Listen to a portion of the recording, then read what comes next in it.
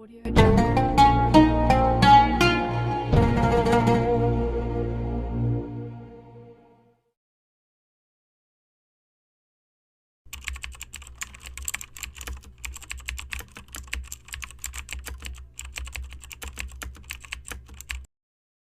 Assalamualaikum warahmatullahi wabarakatuh.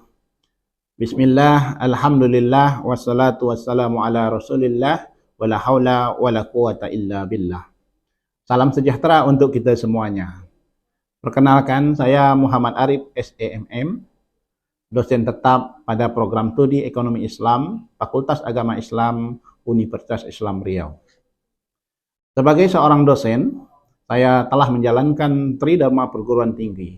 Salah satunya yaitu pada bidang pengajaran. Sistem pengajaran yang saya lakukan menggunakan metode delivery, interaction, dan assessment. Delivery, saya melakukan dan memberikan materi kepada mahasiswa yang dikemas semenarik mungkin untuk memudahkan mahasiswa memahami materi yang saya sampaikan. Interaction, yaitu interaksi yang saya lakukan dengan mahasiswa dan juga interaksi sesama mahasiswa. Sedangkan assessment adalah proses mengukur pemahaman mahasiswa. Saya menggunakan kuis dan juga dengan memberikan tugas-tugas yang saya nilai kemudian. Sebelum saya menyampaikan video pembelajaran, saya akan menyampaikan yang pertama tentang deskripsi mata kuliah, kemudian capaian pembelajaran mata kuliah, materi pembelajaran, sistem dan metode pengajaran, sistem penilaian, dan terakhir nanti saya akan menayangkan proses pembelajarannya. Adapun mata kuliah yang saya ampu yaitu manajemen strategi dengan kode ES 215135. Adapun bobot mata kuliah ini sebanyak 3 SKS dan disajikan pada semester 5. Mata kuliah manajemen strategi ini merupakan mata kuliah wajib dan prasyarat. Artinya, mahasiswa yang akan mengambil mata kuliah manajemen strategi ini harus terlebih dahulu lulus pada mata kuliah manajemen syariah, manajemen perbankan syariah, dan manajemen gadai syariah. Deskripsi mata kuliah manajemen strategi. Mata kuliah manajemen strategi ini membahas tentang konsep dan praktik manajemen strategis dalam suatu organisasi. Materi yang dibahas mengenai bagaimana secara aktual dan seharusnya manajemen strategis dioperasionalkan dalam suatu organisasi. Dengan pokok bahasan meliputi tinjauan umum manajemen strategi, penilaian lingkungan eksternal, penilaian lingkungan internal, perumusan atau formulasi strategi, analisis pilihan strategi, penerapan implementasi strategi, strategi dalam tindakan, dan pengevaluasian strategi, dan analisis kasus manajemen strategi. Adapun capaian pembelajaran mata kuliah atau CPMK mata kuliah ini ada 4. Yang pertama, CPMK 1 adalah mahasiswa mampu memahami konsep teori manajemen strategi serta kaitannya dengan penciptaan keunggulan bersaing organisasi. CPMK yang kedua, mahasiswa mampu melakukan analisis lingkungan organisasi serta mampu merumuskan visi, misi, dan tujuan organisasi. CPMK yang ketiga, mahasiswa memahami berbagai tipe strategi perusahaan serta mampu menggunakan berbagai alat atau matrik untuk merumuskan strategi. Sedangkan CPMK yang keempat adalah mahasiswa memahami cara mengimplementasikan dan mengevaluasi strategi serta mampu menganalisis kasus-kasus manajemen strategi dalam organisasi. Materi-materi pembelajaran yang saya berikan terbagi kepada 16 tatap muka. Yang pertama, pembelajaran yang saya lakukan sebelum ujian tengah semester dilakukan. Pada pertemuan pertama, saya mengenalkan mata kuliah, kemudian menjelaskan tentang RPS, kontrak kuliah, dan pengantar umum tentang hakikat manajemen strategi. Pada pertemuan kedua, saya menjelaskan tentang penilaian lingkungan ekonomi yang makro. Kemudian pada pertemuan ketiga saya menyampaikan tentang penilaian lingkungan eksternal mikro. Pada pertemuan keempat saya menjelaskan tentang penilaian lingkungan internal. Sedangkan materi yang kelima yaitu mahasiswa diberikan latihan melakukan analisis lingkungan eksternal dan internal. Pertemuan ketujuh yaitu strategi-strategi dalam tindakan. 8. Ujian tengah semester. Sedangkan pembelajaran yang dilakukan setelah UTS, yang pertama pertemuan ke-9 yaitu materi analisis dan pilihan strategi. Pertemuan ke-10 alat atau matrik memformulasikan strategi. Pertemuan ke-11 sampai ke-12 yaitu membahas tentang implementasi strategi. Pertemuan ke-12 tentang evaluasi strategi. Pertemuan ke-14 membahas tentang isu-isu manajemen strategi. Dan yang ke-15 yaitu mereview materi-materi perkuliahan yang telah saya ajarkan dari pertemuan pertama sampai pertemuan ke-14. Sedangkan pertemuan yang ke-16 adalah mahasiswa mengikuti ujian akhir semester atau UAS. Berikutnya, metode dan sistem pembelajaran. Metode pembelajaran yang saya lakukan yaitu melalui pemaparan dengan menggunakan metode ceramah, kemudian diskusi dan tanya jawab yang dilakukan di dalam kelas. Kemudian berikutnya adalah student center learning. Ya, dituntut pembelajaran ini berpusat kepada mahasiswa secara mandiri, inovatif dan kreatif. Kemudian saya akan melakukan kuis dan tugas untuk mengukur pemahaman mahasiswa tentang materi yang dipelajari. Kemudian sistem pembelajaran yang saya lakukan yaitu secara tatap muka dan juga menggunakan learning management system yang dimiliki oleh Universitas Islam Riau bernama Cerdas. Ya, kemudian yang meliputi tentang presensi, mengirim tugas-tugas mandiri ke kelompok, video pembelajaran, dan mengunduh materi pembelajaran. Sistem Cerdas yang dimiliki oleh Universitas Islam Riau ini atau LMSI ini digunakan oleh dosen dan mahasiswa untuk menunjang terlaksananya sistem pembelajaran dengan baik yang terdiri dari dosen dapat memberikan materinya di situ, kemudian juga mahasiswa juga bisa mendownload materinya, mengupload tugas, dan juga presensi dapat dilakukan di sistem Cerdas ini. Adapun sistem penilaian yang saya lakukan, ada 5 komponen penilaian. Yang pertama, presensi atau nilai proses, itu bobotnya sebesar 15%. Kuis, partisipasi, keaktifan, dan akhlak mahasiswa itu sebanyak 20%. Kemudian tugas terstruktur, bobotnya adalah 20%. Ujian tengah semester atau TS bobotnya 20%. Dan ujian akhir semester bobotnya 25%. Total bobot sistem penilaian mata kuliah ini adalah 100%.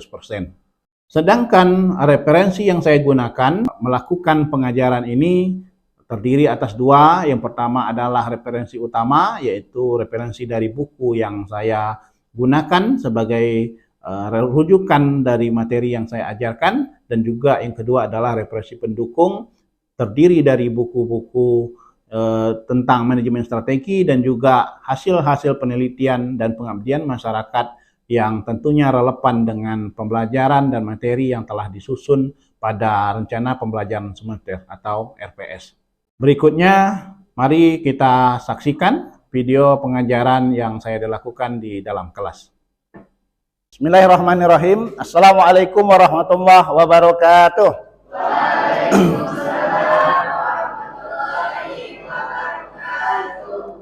Bismillah, alhamdulillah, wassalatu wassalamu ala rasulillah. Wala haula wala quwata illa billah.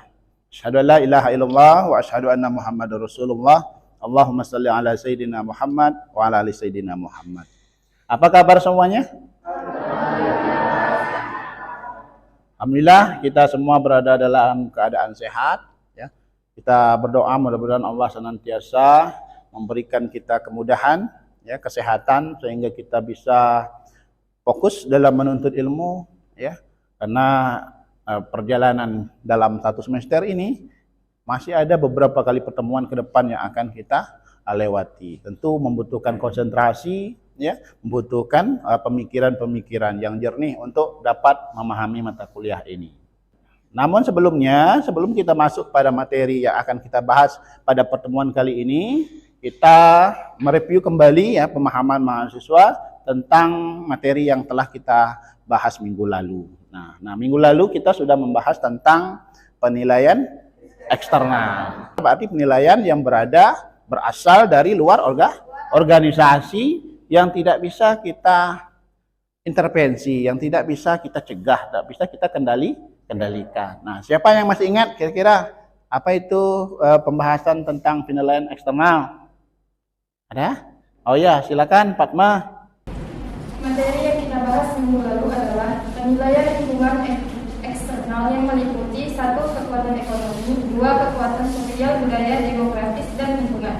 3. Kekuatan politik, pemerintahan, dan hukum, dan yang keempat kekuatan teknologi. Baik, bagus sekali yang disampaikan oleh Fatma. Benar ya, terima kasih Fatma. Ya, mengatakan bahwa penilaian eksternal itu kita bicara tentang kekuatan ekonomi, kondisi sosial, politik, pemerintahan dan hukum ya.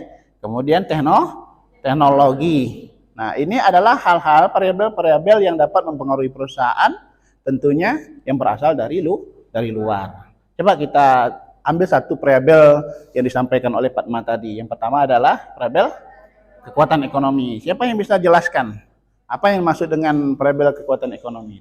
Oke ya, Pita ya, silakan.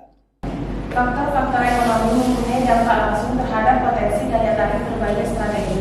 Misalnya, jika suku bunga naik, dana yang dibutuhkan untuk penambahan modal menjadi sangat mahal atau bahkan tidak tersedia. Juga jika suku bunga naik, penghasilan diskresioner turun dan permintaan akan barang-barang kebutuhan pokok juga turun. Nilai dolar yang rendah berarti impor sedikit atau lebih banyak ekspor. Baik, luar biasa ya kita ya. Bagus. Benar yang apa disampaikan bahwa kondisi suatu negara ya, kondisi nilai tukar mata uang ya, kebijakan ekonomi yang ditetapkan oleh pemerintah ini akan berdampak kepada berjalannya bisnis atau perusahaan yang kita jalankan. Maka hari ini kita akan bahas tentang pada penilaian internal ini ya, pada pertemuan kali ini kita memiliki target mahasiswa mampu menerangkan cara melakukan audit lingkungan internal suatu organisasi serta mampu menyusun hasil analisis lingkungan internal dengan menggunakan matrik EPA gitu ya. Ini harapan kita setelah kita belajar hari ini akan dapat tercapai. Baik, ini saya tampilkan terlebih dahulu ada gambar nih. Ini gambar pertama, ini gambar kedua nih. Coba Katibul, kira-kira gambar apa itu? Gambar orang lagi meneliti ya, maka ini memegang kaca besar ya kan? Baik, kalau yang sebelahnya ini ibaratnya ini orang-orang yang ada di dalam organisasi ini, ya kan? Kemudian adalah ini orang yang membawa kaca besar untuk mencari apa nih kira-kira? Mencari informasi. Ya, informasi berarti dia tidak sesuai dengan ya. Ibaratnya yang merah inilah ada sesuatu yang tidak normal, ya, kondisi yang tidak sesuai dengan apa yang telah ditetapkan oleh. Paham ya maksudnya? Nah, maka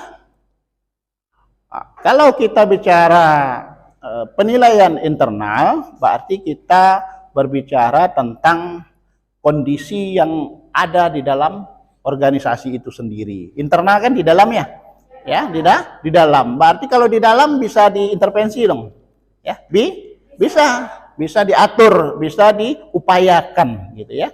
Berarti kita sedang berbicara kekuatan dan kelemahan. Ya, kekuatan berarti sesuatu yang memberikan nilai tambah bagi organisasi kita, gitu ya. Dan kelemahan apabila fungsi-fungsi organisasi yang ada di dalam perusahaan kita itu tidak berjalan dengan baik, berarti kita lemah di situ, gitu ya. Nah, kita lihat di slide ini, ya, bahwa pada internal audit atau penilaian internal, ya, kunci kelebihan internal terlihat dalam kelebihan suatu badan usaha yang tidak dapat ditandingi atau ditiru oleh kompetitor. Artinya apa? Kondisi yang ada di dalam perusahaan itu, ya, akan menjadi sebuah value, nilai tambah yang tidak dapat ditiru oleh kompetitor, pesaing. Maka itu akan menjadi keunggulan kompetitif. Apa itu keunggulan kompetitif? Ya, keunggulan yang kita gunakan di dalam sebuah perusahaan untuk bersaing, dan keunggulan itu tidak dimiliki oleh pesaing kita.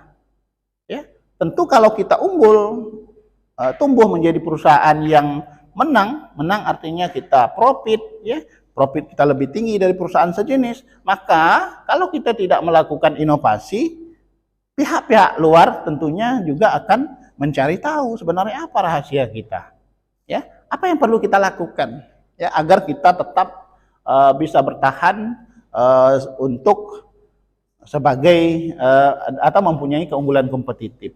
Ya, berarti kita harus melakukan inovasi, beradaptasi dengan segala perubahan, gitu ya. Lalu, bagaimana cara proses dalam penilaian internal ini? Ya, ada 6 tahapan kita dalam melakukan penilaian internal. Yang pertama adalah manajemen. Yang kedua, pemasaran. Yang ketiga, keuangan dan akuntansi. Yang keempat, produksi dan operasi. Yang kelima, penelitian dan pengembangan. Terakhir adalah sistem informasi manajemen. Bicara sebuah aktivitas yang independen itu berarti tidak bisa dipengaruhi, ya. Real apa adanya. Kita menilai real apa adanya kondisi perusahaan kita, gitu ya. Terhadap apa yang memberikan penilaian dan keyakinan atas pelaksanaan proses bisnis dan kinerja yang dilakukan oleh suatu organisasi atau perusahaan. Audit internal melaksanakan proses kerja berdasarkan suatu metodologi tertentu, ilmiah dan terukur. Ya. Artinya apa? Ada resiko ketika kita melakukan penilaian internal itu. Apa resikonya? Ketika penilaian internal itu tidak dilakukan dengan baik. Tentu sesuatu yang tidak dilakukan dengan baik akan berpotensi menggambarkan sesuatu yang tidak sebenarnya, gitu ya. Tapi kalau audit internal atau penilaian internal itu dilakukan secara ilmiah nih, terukur dengan metodologi yang ilmiah, tentunya hasil daripada penilaian internal itu akan dapat memberikan pertimbangan-pertimbangan dalam merumuskan strategi. Nah, kenapa kita perlu melakukan audit internal itu? Karena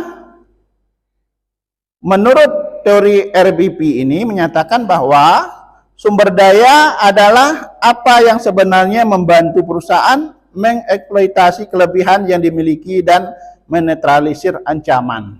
Ya, artinya sumber daya yang dimiliki oleh perusahaan, ya, ini baik itu bersifat fisik, ya, fisik berarti aset fisik yang kita miliki, dan itu tentunya juga akan menjadi sebuah kekuatan. Tapi kalau aset kita tidak baik, maka akan menjadi kelemahan, ya. Kemudian tenaga kerja, ya, pegawai, pengalaman, pengetahuan dan kemampuan yang dimiliki oleh karyawan kita, nah, itu juga akan menjadi sebuah kekuatan dan juga akan menjadi sebuah kelemahan. Itu yang kita nilai, ya.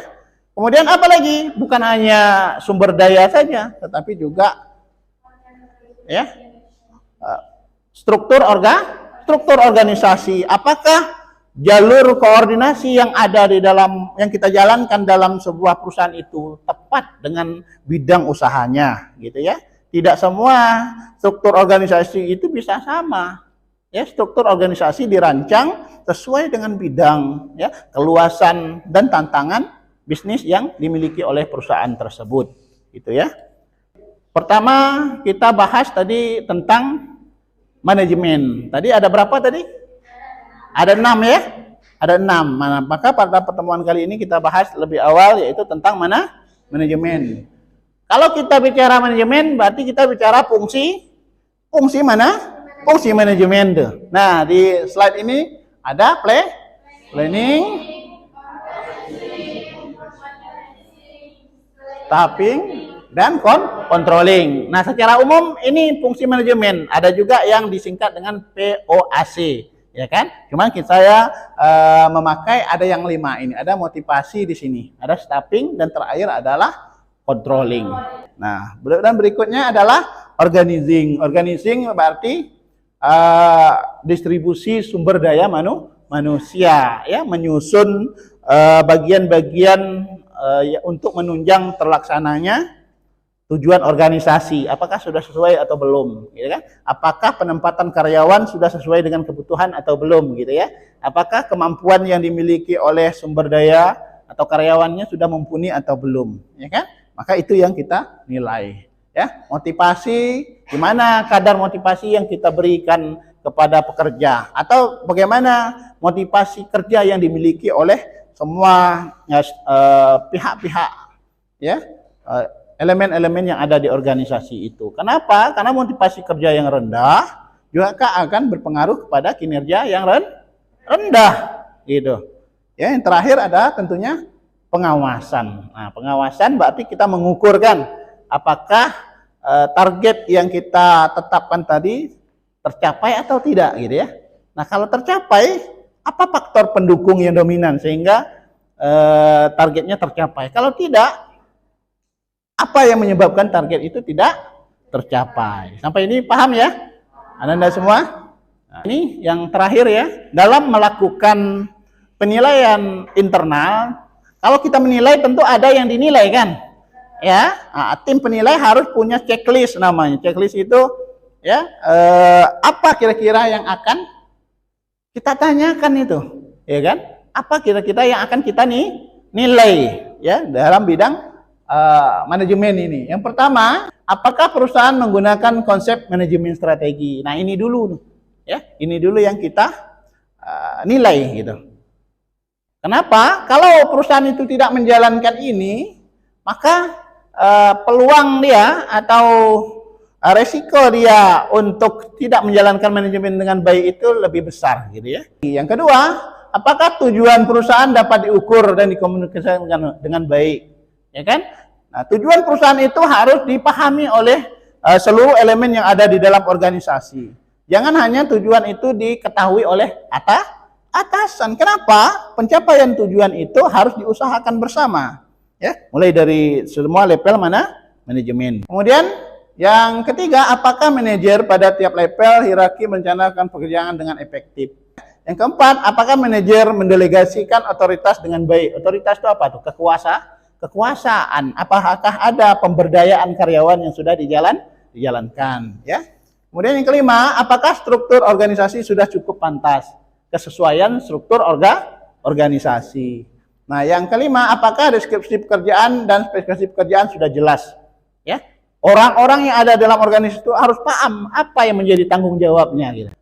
Yang ketujuh, apakah moral pegawai tinggi? Nah, ini yang sangat-sangat penting ini. Kenapa? Moralitas yang dimiliki oleh karyawan ini akan memberikan implikasi yang besar terhadap pekerjaan yang dilakukannya, gitu. Termasuklah integritas, ya, etika kerja itu harus dimiliki. Nah, yang terakhir adalah apakah mekanisme kontrol organisasi dan hadiah sudah efektif, gitu ya. Kita mengevaluasi nih, kadang-kadang kesulitan dalam mengevaluasi itu adalah menjalankannya dengan objektif nih, ya kan? Evaluasi tentu ada nih nilai, ya, bagus, baik, kan? Kalau pekerjaan itu tentu ada orang yang melaksanakan, ya. Maka penilaian yang dilakukan oleh organisasi atau pihak-pihak yang telah ditentukan manajemen dalam sebuah perusahaan itu harus independen dia, ya, tidak boleh secara subjektif. Kira-kira paham semua Anda mahasiswa? Paham ya? Baik, ada pertanyaan kira-kira? Ya, silakan. Siapa namanya? Ya, Herlina, silakan. Bagaimana proses penilaian audit internal pada fungsi evaluasi? Bagaimana proses penilaian internal pada fungsi evaluasi? Dia nanya pada tahap yang terakhir kita bahas nih. Oke, silakan. Kira-kira siapa yang bisa bantu jawab? Oke, baik, silakan. Jalannya segala aktivitas manajerial yang ditunjukkan untuk memastikan hasil yang dicapai sesuai dengan hasil yang dibicarakan. Kontrol kualitas keuangan, penjualan, kesediaan, biaya dan beban harian dan sanksi. Baik, bagus sekali ya, terima kasih ya. Langsung dijawab pertanyaan Herlina tadi. Itu menandakan bahwa materi yang saya sampaikan ini betul-betul sampai gitu ya. Paham. Harapannya juga, yang lain juga demikian ya. Ya, jadi saya ulas kembali. Ya, penilaian internal pada fungsi evaluasi betul membandingkan antara target dengan capaian. Betul kan? Tercapai enggak target gitu. Kalau tercapai, apa faktor pendukungnya gitu? Ya kan? Apakah dapat ditingkatkan atau tidak gitu ya? Tapi kalau tidak tercapai, tentu ada faktor penghambat kan? Faktor penyebab. Kenapa enggak tercapai? Nah, itu yang kita nilai. Yang kedua, silakan yang mau bertanya. Baik, ini dari sudut kanan terus nih. Nanti saya minta yang kiri ya menyimpulkan ya. Boleh ya? Iya, silakan Yulaili. Bagaimana proses manajemen strategi pada sebuah perusahaan? Baik, gimana tuh? Yulaili nanya tuh, gimana prosesnya? Silakan, siapa yang bisa jawab? Baik, Fatma lagi, silakan Fatma. Prosesnya itu dengan menilai ambisi internal organisasi atau perusahaan. Kita yang diikuti manajemen pemasaran, keuangan, akuntansi, produk, operasi, digital, dan sistem informasi manajemen. Baik, bagus sekali. Ya, dari proses manajemen strategi tadi ada berapa tadi? Ada 6 kan? Ya, pertama apa tadi? Manajemen. Yang kedua? Pemasaran. Yang ketiga? Akuntansi dan keuangan. Yang keempat? Operasional atau produksi. Yang kelima? Sistem informasi manajemen. Paham ya? Baik, kita sudah berada di penghujung pertemuan kali ini. Tadi seperti permintaan dan kesepakatan kita, yang sebelah sini yang menyimpulkan pertemuan hari ini. Silakan. Katibul, silakan Katibul. Baik, kesimpulannya, hakikat audit internal, semua organisasi memiliki kekuatan dan kelemahan dalam area fungsional bisnis dan tidak ada perusahaan yang sama kuatnya atau lemahnya dalam semua area. Kekuatan atau kelemahan internal digabungkan dengan peluang atau ancaman eksternal dan pernyataan misi yang jelas menjadi dasar untuk menetapkan tujuan dan strategi. Tujuan dan strategi ditetapkan dengan maksud memanfaatkan kekuatan internal dan mengatasi kelemahan. Proses audit internal yaitu menilai kekuatan internal organisasi meliputi manajemen, pemasaran, keuangan dan akuntansi, produksi atau operasi, litbang dan sistem informasi manajemen. Baik, terima kasih Katibul, bagus ya. Itu kesimpulannya saya kira sudah lengkap tuh ya, bahwa penilaian internal itu adalah kita untuk menilai kondisi kekuatan dan kelemahan yang dimiliki oleh organisasi, sehingga diharapkan penilaian internal ini dapat menggambarkan seobjektifnya kondisi organisasi. Supaya apa? Supaya dari hasil tersebut dapatlah tim itu merumuskan kira-kira strategi apa yang akan dijalankan. Paham semua ya? Alhamdulillah. Nah, alhamdulillah kita sudah selesai pertemuan pada hari ini. Pada minggu yang akan datang kita akan membahas tentang visi, misi, dan tujuan organisasi. Ini pembahasannya lebih menarik insya Allah, mudah-mudahan. Terima kasih segala perhatian. Ya, banyak maaf. Billahi taufiq wal hidayah. Assalamualaikum warahmatullahi wabarakatuh.